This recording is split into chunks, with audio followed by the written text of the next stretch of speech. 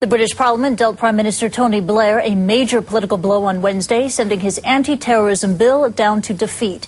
As Robin Oakley explains, that setback may be an omen of tougher times ahead for the Prime Minister. The ayes to the right, 291. The noes to the left, 322. It was Tony Blair's first defeat in the Commons since he came to power, and it wasn't just a little one. Lawmakers rejected by 31 votes his call for the police to be given powers to hold terrorist suspects for up to 90 days without charge. They did so despite an impassioned appeal from Mr. Blair to back him on powers the police are seeking.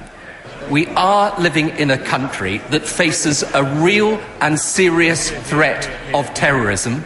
And when those charged with protecting our country provide, as they have, a compelling case for action, then I know what my duty is. But a majority of MPs rejected his plea. Mr. Blair's losing authority over his party. The government have had to settle for doubling to 28 days the period police can hold suspects without charge. With polls showing 2/3 of the British public backing him, he said it was worth the risk. He may now have second thoughts. And his opponents are suggesting it's time for him to resign. He's seriously weakened.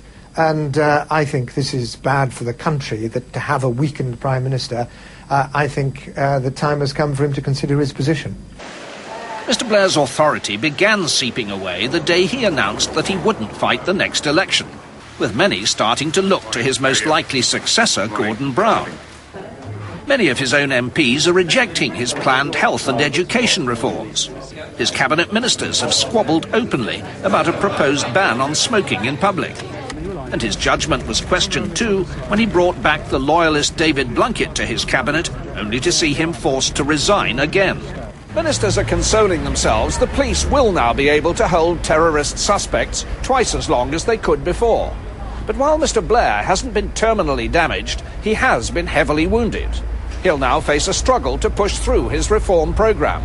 And lawmakers are questioning openly whether he'll be able to complete his promised full third term.